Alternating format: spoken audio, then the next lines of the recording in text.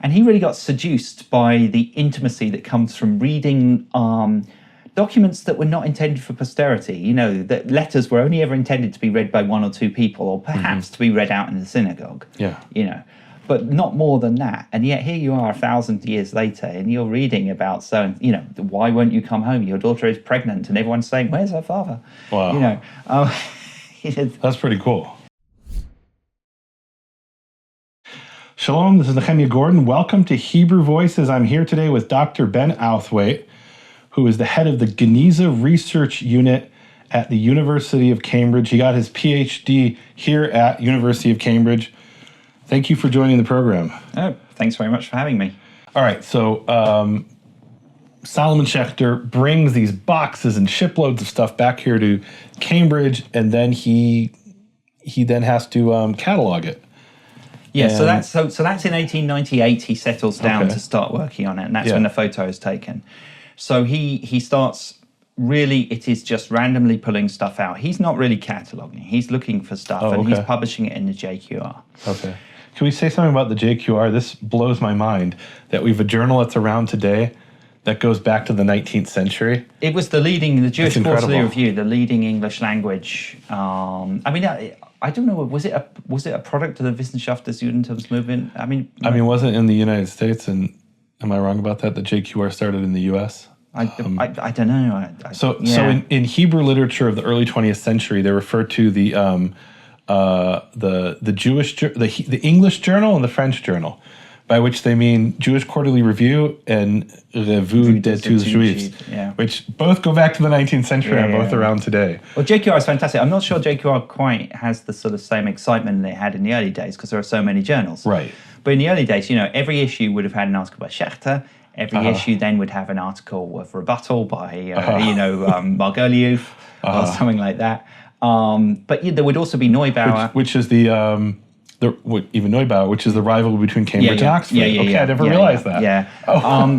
And then later on, what's his name? Solomon Zeitlin. You know, he was very skeptical about Dead Sea Scrolls. So tell us about that. That's an amazing story. Well, you see, I don't know that much about it. I know because he launched attacks on the Dead Sea Scrolls and often referred to the sort of scurrilous and spurious nature of the Ben Sira discoveries and so on.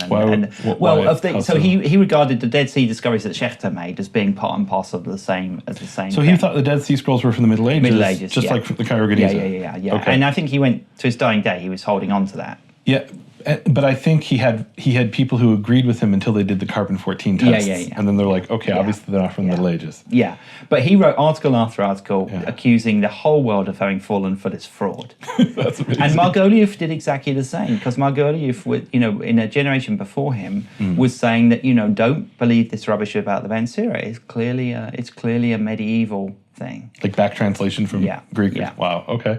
All right, so how long does it take him to... So he's not really cataloging it, because today we use TS, Taylor Schechter.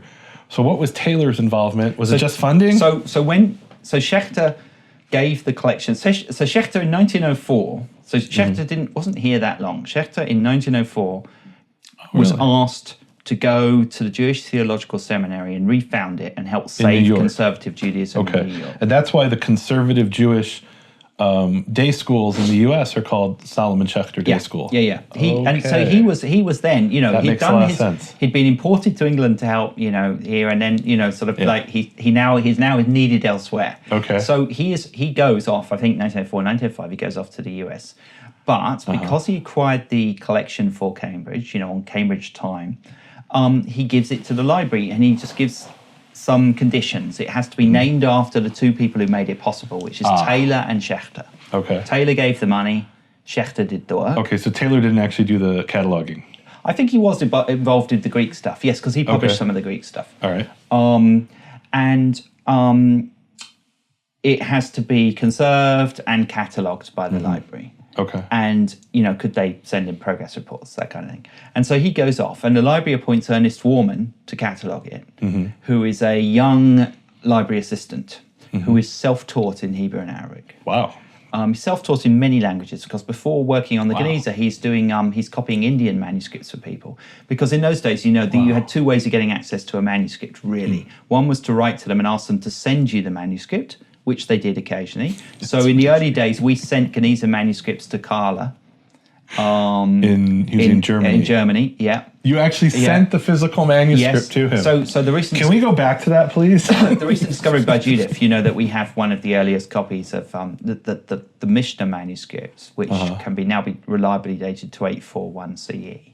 There are many bits of that scattered in our collection, and they were first identified by Carla in an article he wrote about the Mishnah in Babylonia, because they've got Babylonian vocalization, superlinear vocalization. And he identified a whole bunch of these as from one manuscript. He calls them manuscript A, manuscript B, and so on.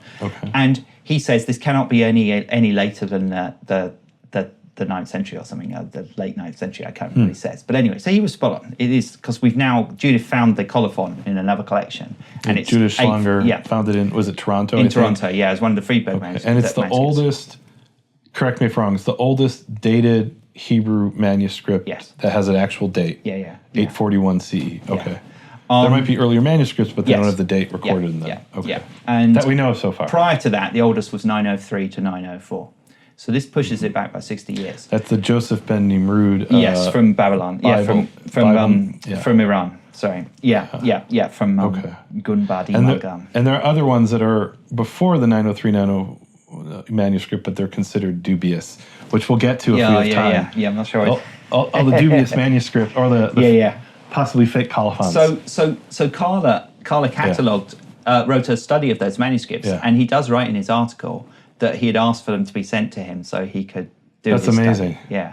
And that's not that uncommon, actually. So that happened quite a lot. But the other way of doing it is you ask some munchkin in a library to copy it for you, and that's what Ernest Warman's job was. So he had to learn sort of, various Indian languages to copy people were saying, hey, I want to copy this Sanskrit manuscript or something. Yeah, can you please copy it for me? Because there wasn't like photocopying, Look, this was one of the problems with Firkovich, which hopefully we'll get to, which is that early on, he would send, transcripts of these manuscripts from his collection, and then people started to say, "Wait a minute, maybe you just made that up. How do we know that manuscript even exists?" Yeah. So, but you're saying that was common practice that a transcript would be sent. Yeah. Okay, so this librarian here at Cambridge is Ernest Warman. So amazing. he was put in charge of cataloguing the collection, and we've got his old notebooks. So he has these lovely old marbled notebooks, and in sort of Victorian copperplate, he's going through each one, identifying it, and it's being conserved and put under glass, and what they did in the early days. And he's amazing because, he has to teach himself Judeo-Arabic. He's learned Arabic, he knows Hebrew, which I think I don't know when he learned Hebrew, but his Hebrew seems to be pretty good. But he has to teach himself Judeo-Arabic. So in the front of the notebook, you can see he's writing out the paradigms of Arabic verbs in Hebrew script, so he can learn them. That's pretty cool. And he's going through and identifying really quite tricky stuff, because no one, Steinschneider studied Judeo-Arabic, but not a lot of Jewish scholars knew Arabic as a Jewish language. Schechter certainly didn't. Jacob Mann, great early historian of the Genizah, wrote Jews of Fatimid Egypt.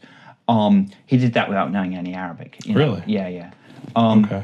But anyway, and he's going through cataloguing them one by one, and given enough time, he would have done the whole collection, but he died 5 years later, like quite young, 38 or something. Oh, wow. And at that point, the library sort of stopped cataloguing. Really? Yeah. They kept the collection. They still had someone who looked after it, and but they didn't do any more conservation or cataloguing.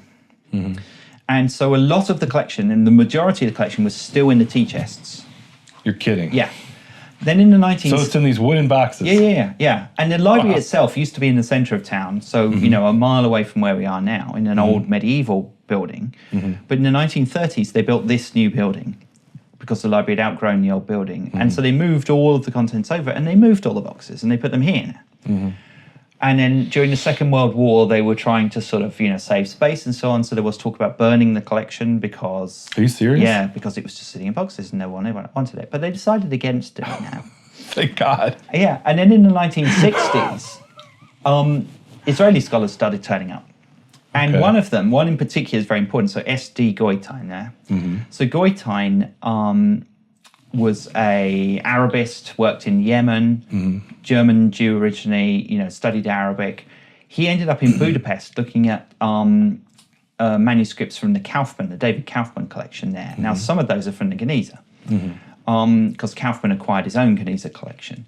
And while he was there, the librarians told him there that, oh, if you're interested in this kind of thing, you should go to Cambridge because there's loads more. So he came to Cambridge. Wow. And apparently he was working in our manuscript reading room, looking at items under glass that, Ernest Warman and the people, 60 years before had conserved. Yeah. And the librarian of the library, so the main man, walked past and said, oh, if you like those, well, you should look out the back. There's loads more in boxes. And supposedly he went out the back and pulled from one of these boxes a document that talked about the medieval Jewish trade of India. And he said, you don't know what a treasure you have. Wow. And part of this was because scholarship wasn't ready. In the early days, scholarship wasn't ready for a heterogeneous collection like this. Schechter was interested in, well, not even really in the Bible. He was interested in Midrashim and in, Ben Sira and the rabbis and that kind of stuff, bit of Saadia. But he definitely wasn't interested in how Jews lived their lives in the Middle Ages. He wasn't interested in the Islamic, how Islam ruled the Jewish community.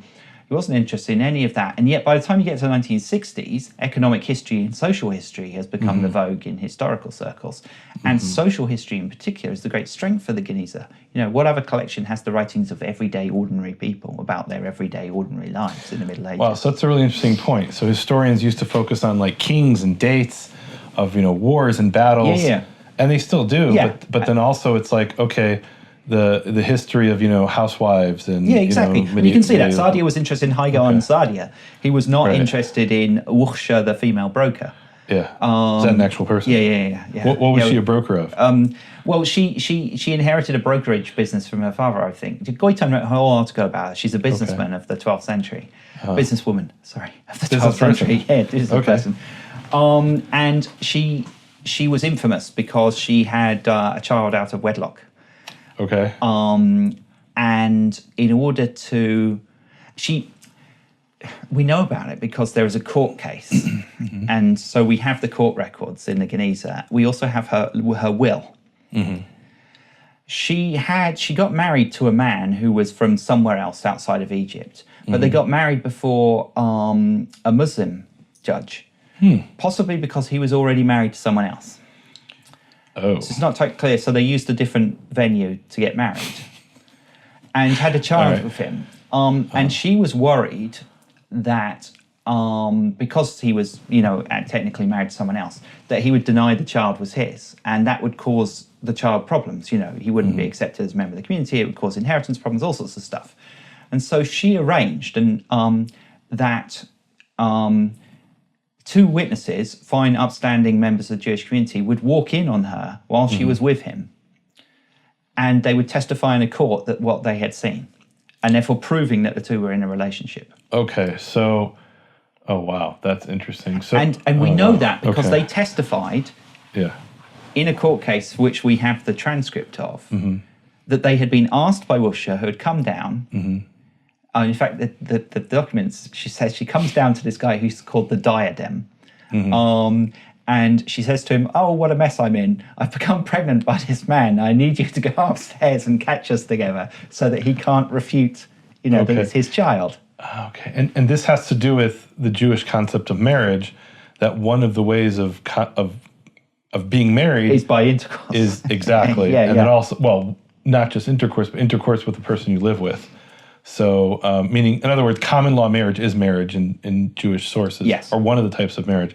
And so if she could prove that they've been intimate, then they are married. And so she arranges for these two, so this, I think it's the shopkeeper and this guy called the Diadem, I can't quite remember, to go upstairs in their apartment and sort of walk in while they're together. And then they testify to it. Yeah. And so this guarantees, her child will be able to, operate as not as a bastard, as mum's there, but also in her will.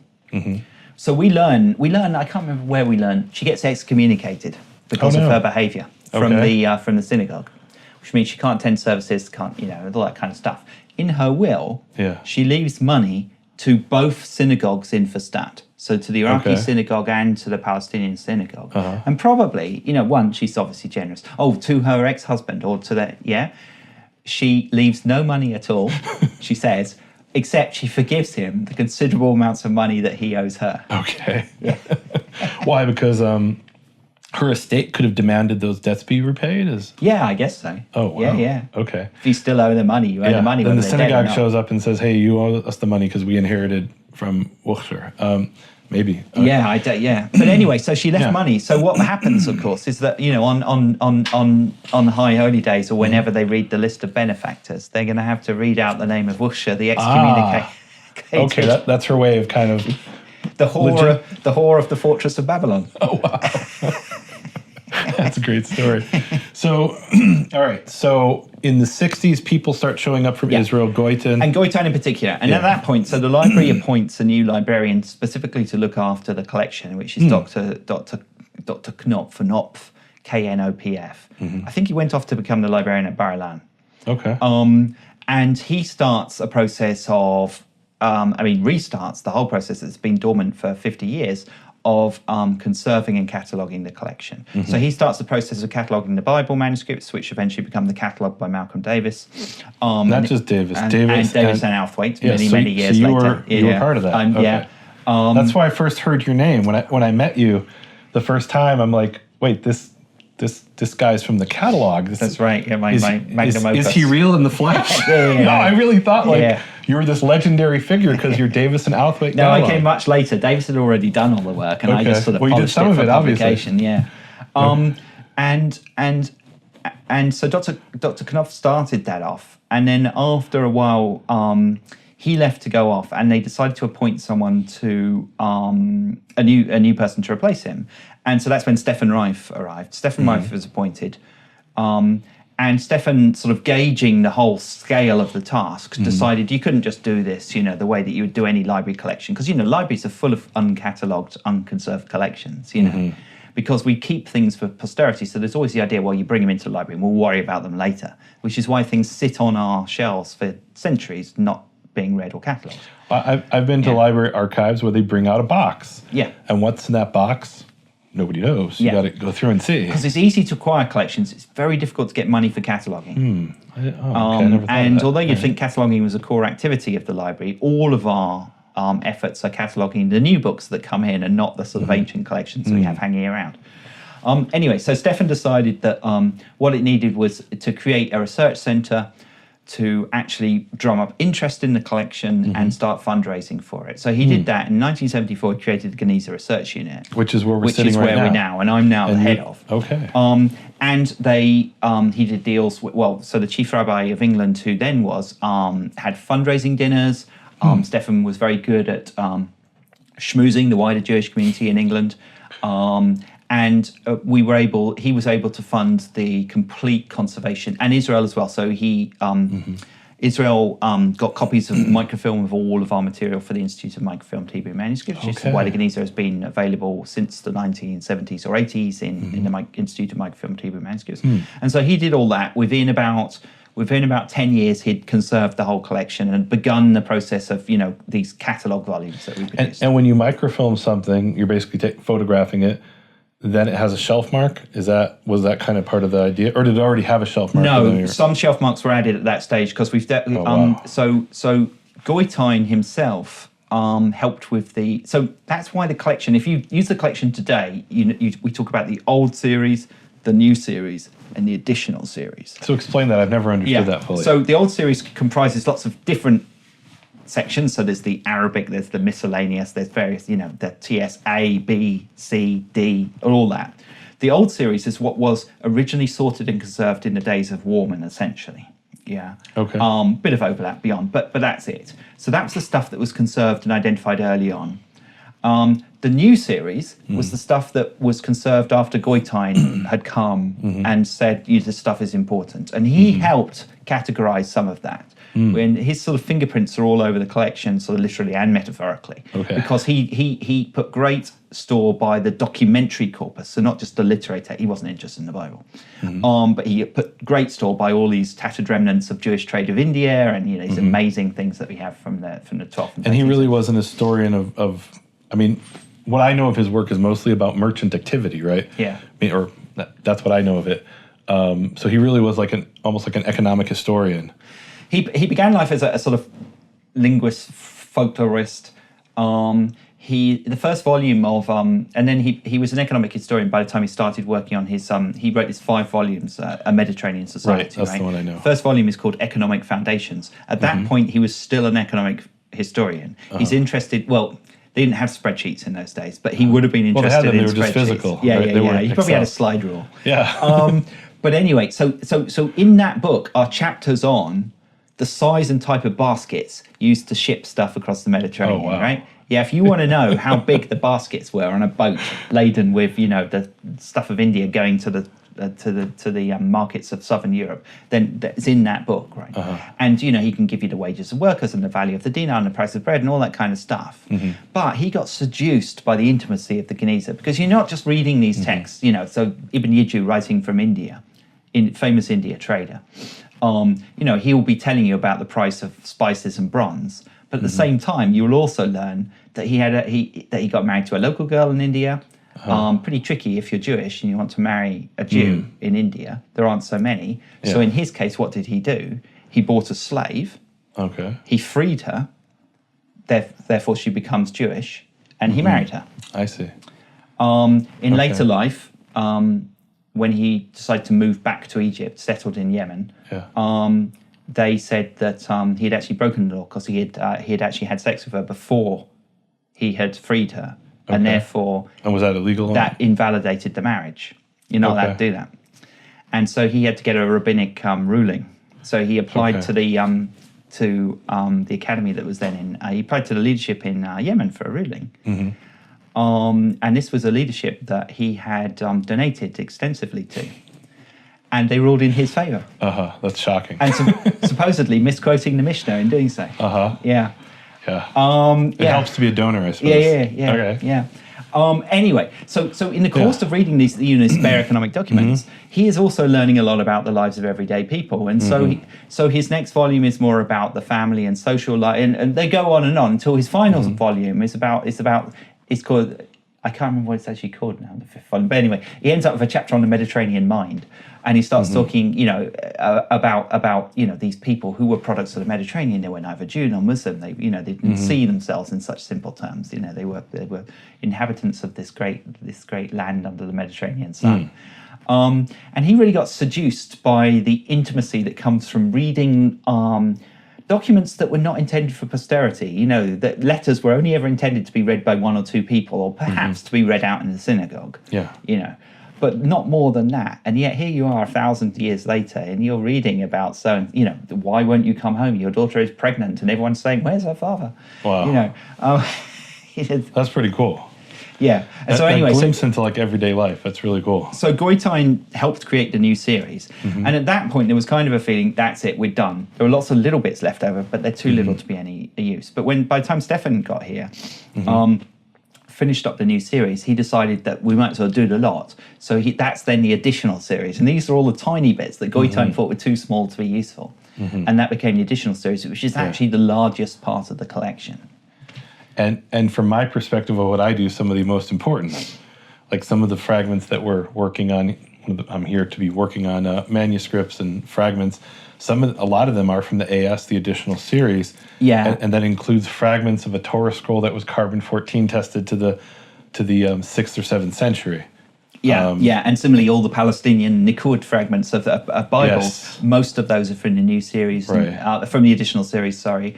And so they're tiny bits. Yeah, because they're old. They're old and they haven't been well treated. Wow. And they possibly were in several different Genizahs or libraries before they got to Egypt. I mean, that's, So that's why the collection is divided into these series. And so Stefan created the Genizah Research Unit in 1974, and he managed to get this great achievement done of getting everything made available. Now, he retired in 2006, and that's when I took over.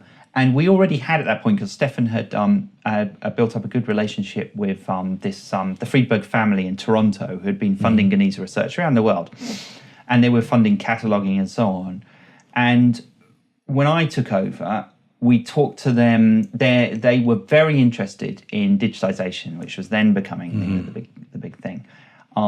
Very, very few collections around the world had actually done a lot of big digitization. But that was 2006. 2006. Wow. And so for about 2 or 3 years, No, about 2 years. We quibbled over how we would do it, and we planned and so on. And then we got £1 million from the Friedberg family to digitize the whole collection. And they hired. They built a team in Israel who would accept all our images, and they would process them, and they would build this great website, which we all use now, the Friedberg Genizah Project website. At least 5 days a week I use it.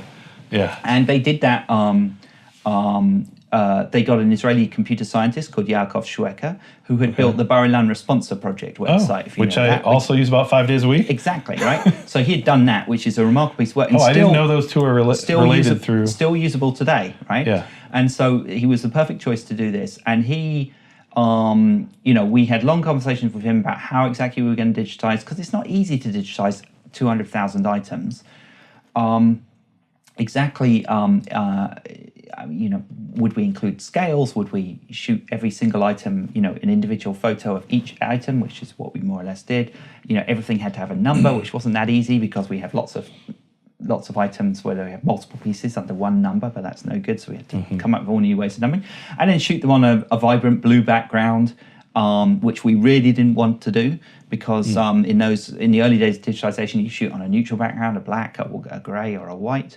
But he wanted them shot on a vibrant blue background because he had worked out that, well, as he said, the biggest consumer of our images in the future would not be people but computers, right? Because as soon as everything would be imaged, you can then do super things with big computers. So he anticipated AI and big data. Exactly. Wow. And so he actually said... This was Shweka? Yeah, he actually said that to me. The biggest consumer of our collection would be computers. That was some insight. And he said the problem is computers are not that smart, and they can't see a brown manuscript against a black or grey background, especially if it's got black ink on it. Okay. They get too confused. So he came up, he sort of did some calculations and worked out the exact opposite. He sort of took an average color of our brown manuscripts and he worked out the exact opposite with this vibrant blue color, which he gave us a specific Pantone number, so we got a specific blue. Yeah, a specific blue. That's cool. Which we made sheets of that sits behind every fragment, and we called this blue Shweka blue.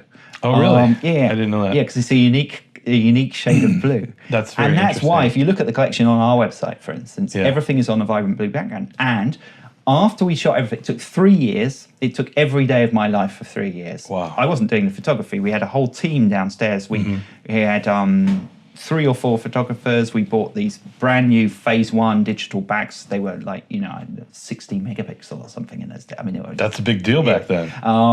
Massive. The iPhone we're recording on this has 45 megapixel, but the lens isn't as good probably as. No, these are incredible. And we were learning on the so we shot everything on the cameras hung above. Yeah. And we shot everything at a fixed height, so that at the beginning of every folder, we would shoot a ruler.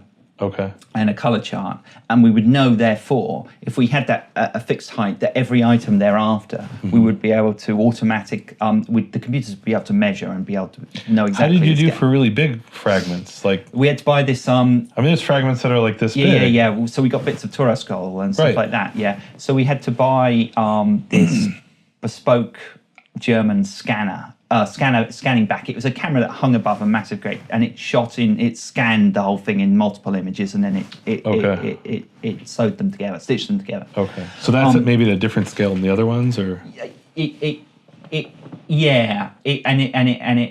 had its own bespoke color space as well, which gave us some trouble. But it's the only thing capable of doing it in those days. Right now it would be much easier, but it was the only thing in those days. So we had to get that, and we was kind of learning on job, because one thing about it, so we had big lenses on these cameras, and these cameras hung above, and once a day you'd sort of shoot the ruler, and then you'd shoot, and we had to get through 200,000 fragments.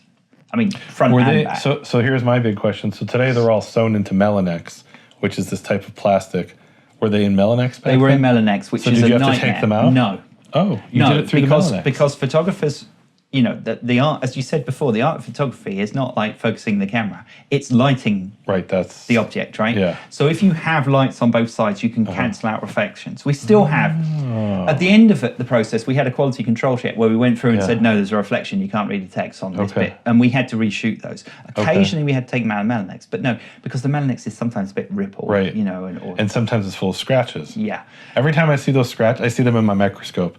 Every time I see them, I'm like, wow, this really is necessary, the Melanex, because if it wasn't here, those scratches would be on the fragment. Yeah, like Maimonides' fragment, that everyone has looked at, the autograph of Maimonides has got so many fingerprints and so on. Wow. And also, I've been there when certain Israeli government ministers have kissed the manuscript. So, really? Yeah. Anyway, Okay. so in the course of doing that, we were specifically the Maimonides. Yeah, Maimonides. Yeah. Wow. Yeah. Okay. We discovered. Oh boy.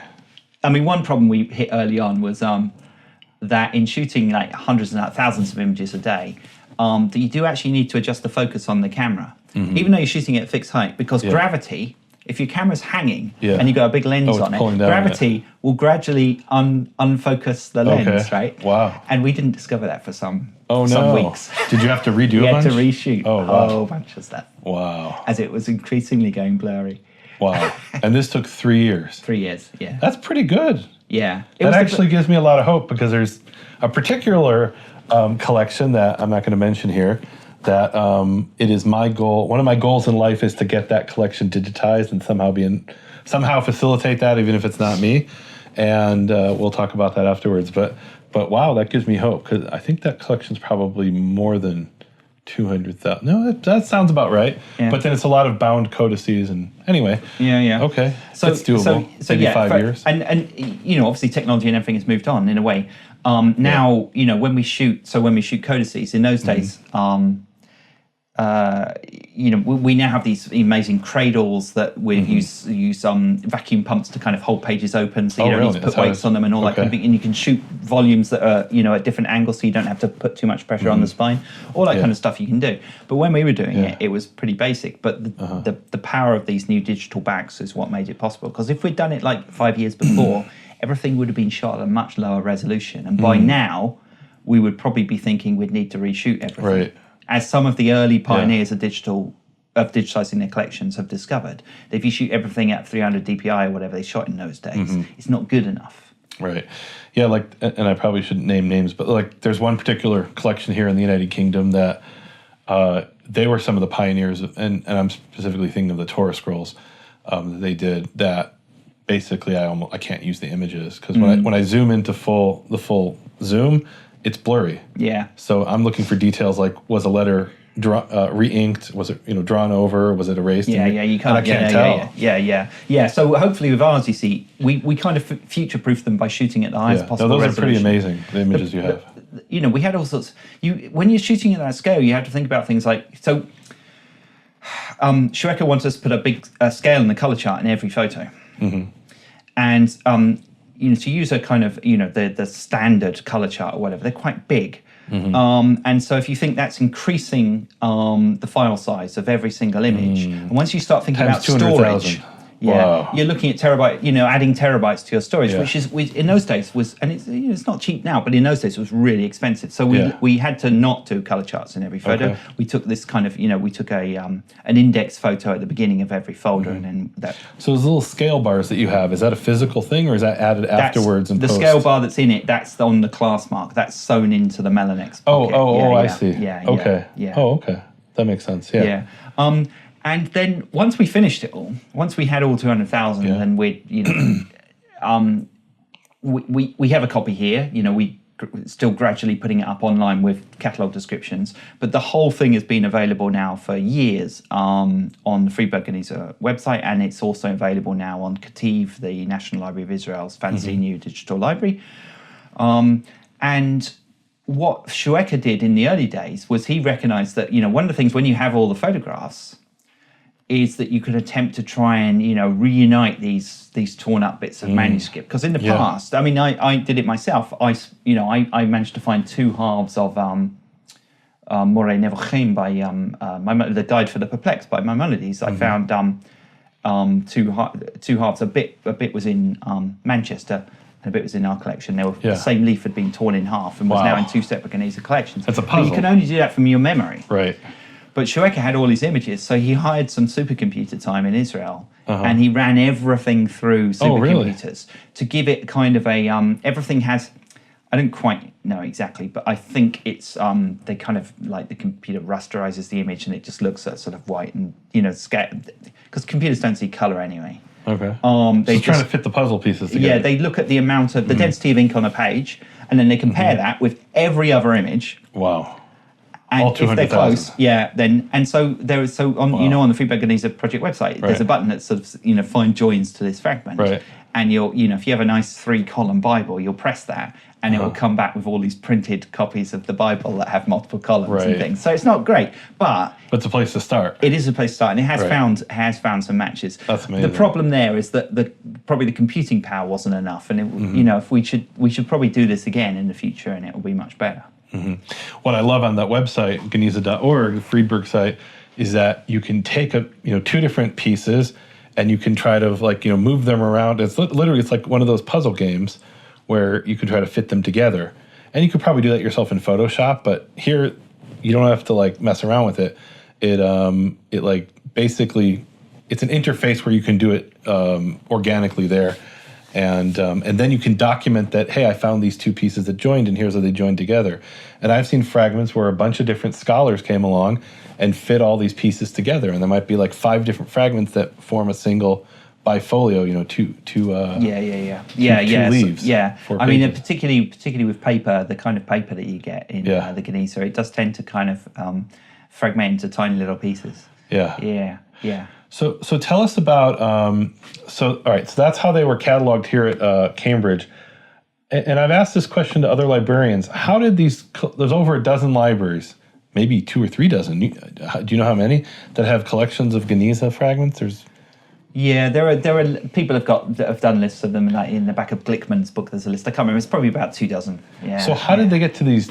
So I understand how they got to the Adler collection in New York, because we talked about that. How did they get to all these other places?